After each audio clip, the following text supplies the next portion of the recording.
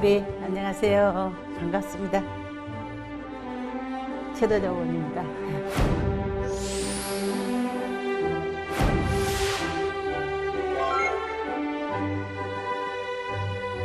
작년에 국회의원 아름다운 말 선풀상이라는 상도 수상하셨더라고요. 국회에서 일하며 상도 꽤 많이 받았는데요. 선풀상 수상은 특히 개인적인 의미가 큽니다. 처음 국회에서 의정활동을 시작했을 땐 비난과 비방이 난무하는 정치문화에 거부감이 컸습니다. 국회란 곳이 사회의 여러 집단을 대변하는 공론의 장이잖아요. 여야를 넘어서 더 나은 세상을 만들자는 목표는 같거든요. 사실에 근거해서 대화를 이끌어 가다 보면 완벽한 합의는 없더라도 눈살 찌푸리게 하는 그러한 언행은 피할 수 있다고 생각됩니다.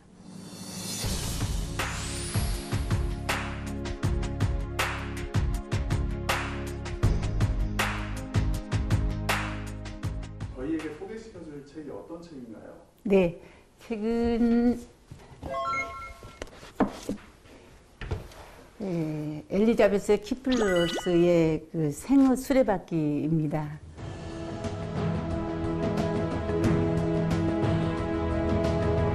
올해 2월부터 우리나라는 연명의료 결정법이 시행에 들어갔습니다. 선진국에서는 이미 오래전부터 합법적 존엄사를 인정하고 있고요. 우리나라에도 65세 이상 노인 10명 중 9명이 그 무리한 연명 치료를 원하지 않는다는 그러한 조사 결과도 있습니다. 이 새 법의 시행을 앞두고 평안한 임종을 어떻게 준비해야 하고 제도적으로 뒷받침할 점이 무엇인지 공부를 하다 보니까 호스피스 운동의 창시자라고 할 수 있는 엘리자베스 키블로스라는 이름이 떠오르군요.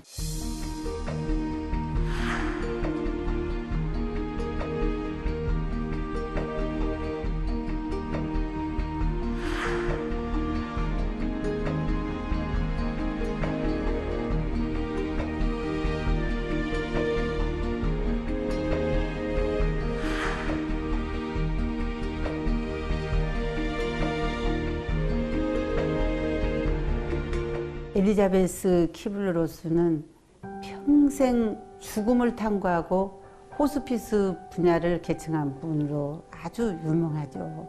최근 시작부터 나는 죽음의 여의사라고 불리지만 내 연구의 본질은 삶의 의미를 밝히는 일이라고 말합니다. 말기 환자 500여 명을 인터뷰하며 어떻게 죽느냐는 삶의 의미 있게 완성하는 중요한 과제라는 깨달음을 얻었다고 합니다. 죽음에 대한 연구에 평생을 바치고 죽음에 관한 최초의 학문적 정리를 남긴 학교로 평가받고 있습니다. 저녁 식사가 끝나갈 무렵 아버지는 아이들의 얼굴을 차례로 응시하고 나서 중대 선언을 했다. 몸이 약한 에리카에게는 대학 진학의 길을 명령했다.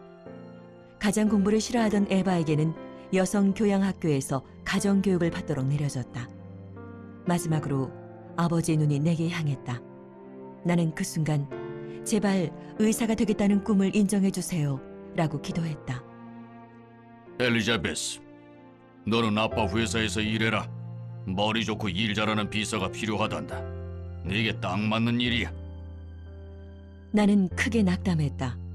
쇠쌍둥이 하나로 자란 나는 철이 들었을 때부터 정체성을 찾기 위해 고투해왔다. 아버지의 회사에서 일하는 것만은 정말 받아들일 수 없었다. 다음 날 학교에서 장문을 쓸 시간이 되었을 때 나는 심장이 터질 듯한 가운데 펜을 놀렸다. 나는 생명의 목적을 찾아내고 싶습니다. 언젠가는 꼭 내 힘으로 해낼 것입니다.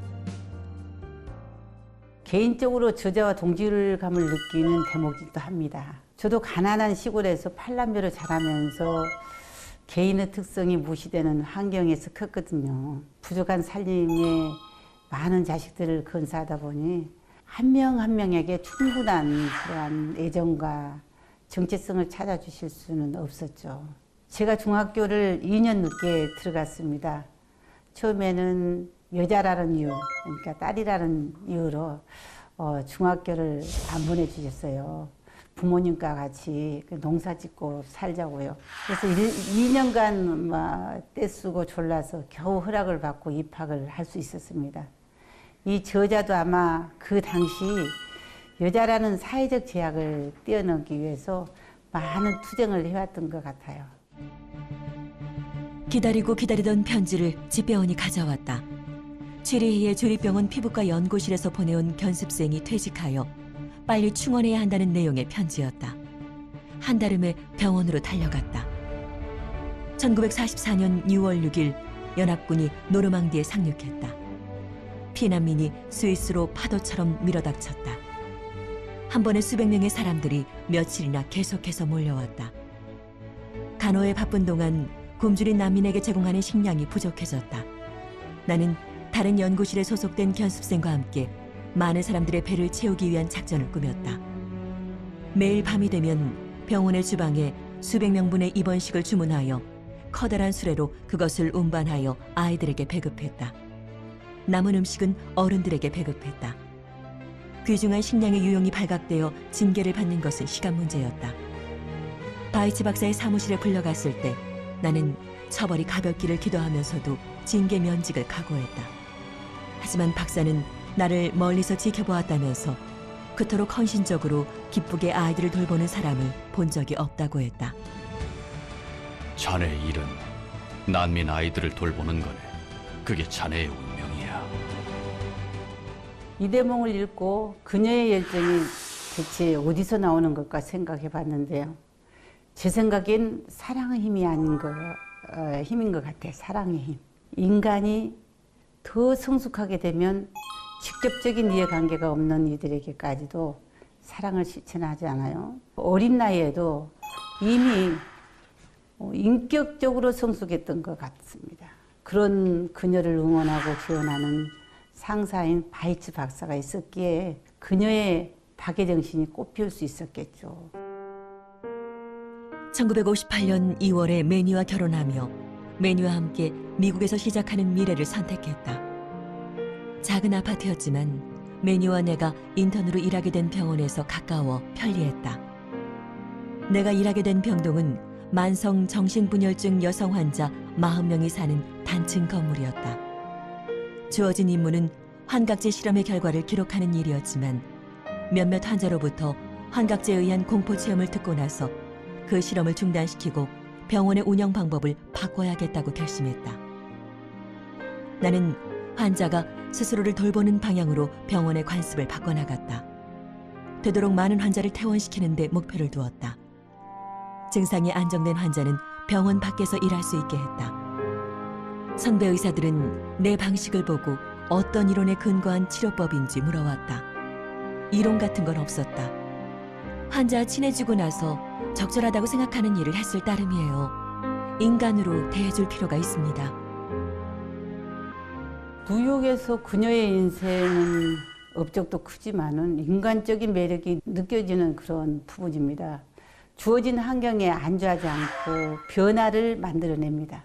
무기력한 환자들에게 자립할 수 있는 환경을 또 만들어줍니다. 선배 의사들은 이론부터 따지지만은 그녀는 환자와 교감부터 했습니다. 환자가 필요로 하는 일부터 해주죠.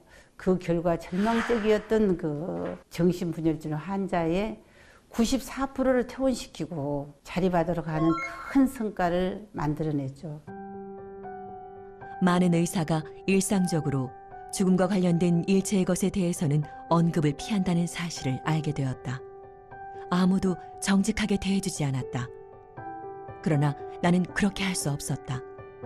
나는 그런 관습에 따르는 것을 거부했다. 나는 그들이 운명을 받아들이려고 고통하는 모습을 지켜보았다. 어느 날 갑자기 주제가 떠올랐다. 죽음. 나는 전혀 다른 각도에서 죽음이란 주제에 접근해 보려고 생각했다. 의사들이 죽음이란 무엇인가에 대해 솔직히 이야기하고 죽음에 대한 이해가 깊어지면 죽음을 다루기가 훨씬 편안해질 것이다. 백혈병으로 죽어가는 린다라는 16살 소녀를 소개하고 관대하게도 병의 말기에 닥친 상황이 어떤 것인지에 대한 질문에 대답해주기 위해 자발적으로 이 자리에 섰다고 설명했다. 분명 학생들은 거북해하고 있었다. 학생들의 무신경한 질문에 린다가 더 이상 참지 못하고 분노를 폭발시켰다.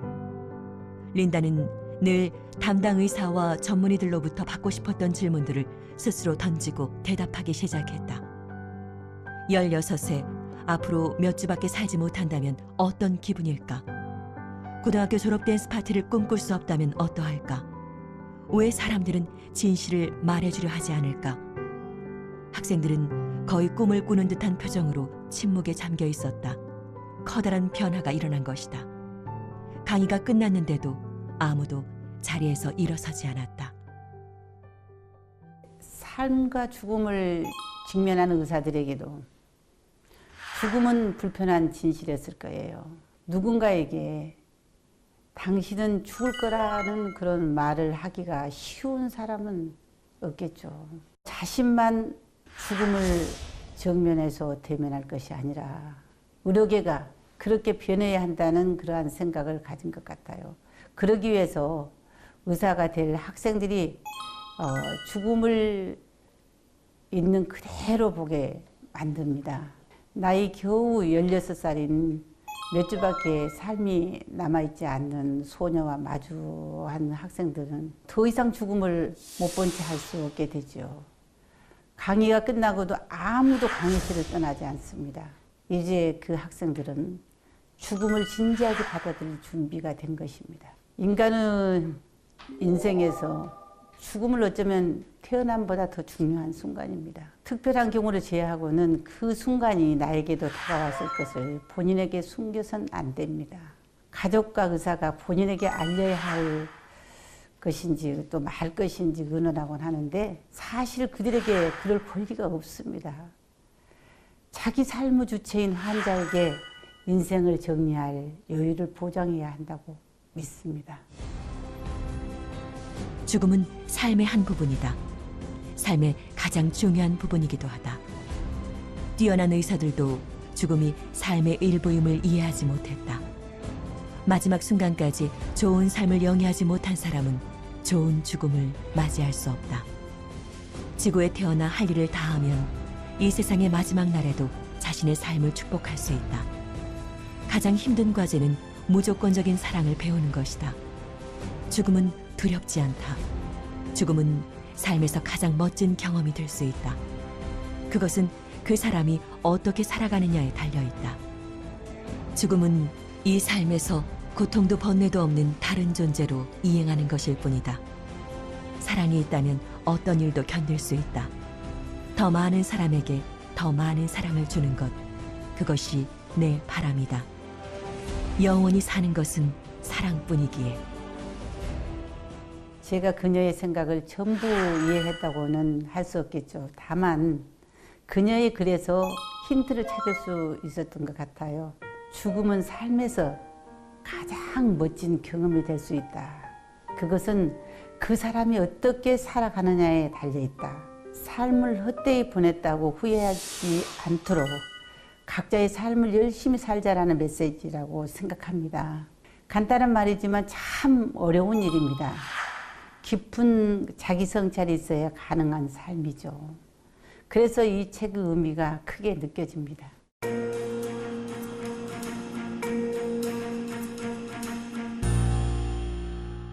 저자는 죽음을 통해서 삶이 얼마나 중요한지, 우리에게 주어진 시간이 얼마나 소중한지를 알려줍니다. 경쟁사회에서 현대인들은 자신의 삶을 예부잣대로 평가하곤 합니다. 학벌이라든지 직장, 재산 등 남들보다 우위에 있으려고 발버둥칩니다. 그러나 죽음을 앞에 둔 사람은 내면의 소리에 충실하게 되죠. 죽음 앞에 서면은 의미 있는 삶이 무엇인지 명확해집니다.